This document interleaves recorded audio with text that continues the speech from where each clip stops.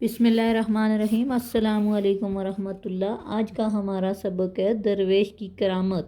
شیخ Saadi رحمۃ اللہ علیہ فرماتے ہیں، نہ زمانے کے ظلم کی شکار ایک درویش کسی امیر کے دروازے پر گیا اور صدا لگائی، اور امیر کنجوس اور مغرور تھا۔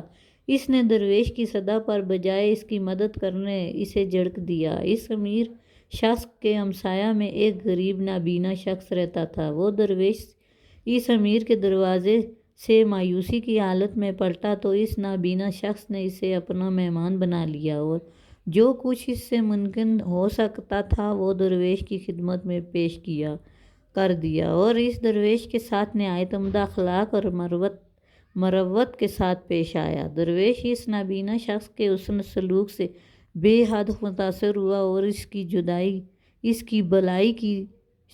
کی بلائی کی دعا کر کے وہاں سے چلا گیا۔ نابینا شخص نے اس درویش کے ساتھ یہ سلوک کسی لالچ میں آ کر نہیں کیا تھا، بلکہ اس کی خدا ترسی تھی، اور ایک وقت کا کھانا کھلانا کوئی ایسی بڑی بات نہ تھی۔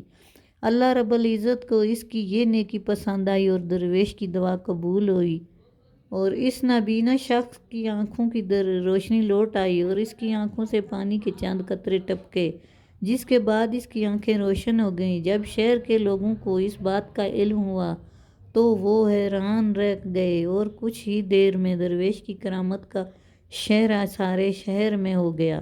اس بات کا علم اس مغرور اور کنجوس امیر کو ہوا تو وہ حسرت سے اپنے ہاتھ ملنا شروع ہو گیا اور کہنے لگا، افسوس، یہ شہباز تو میرا تھا، یہ اس نابینا کے جال میں پھنس گیا۔ یہ نعمت تو میرے لیے تھی جو اسے مل گئی۔ اس نابینا شخص نے جب اس کی بات سنی تو کہا، یہ شہباز تجھے کیسے مل سکتا تھا جو ہرس چوہے کی طرح دانت نکے سے ہوئے ہے۔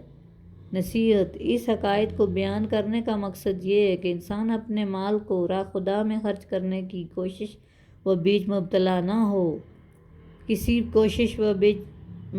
نہ ہو اور بلا تعمل راہ خدا میں خرچ کرے، کہ یہ سودا خسارے کا نہیں اور اس سودے میں نفع ہی نفع ہے۔ بھلائی کے کام کرنے میں دوسروں سے سبقت لے جانے کی کوشش کرو، اور لوگوں کو نفع اٹھانے سے پہلے نفع اٹھانے کی کوشش کرو۔ اللہ حافظ۔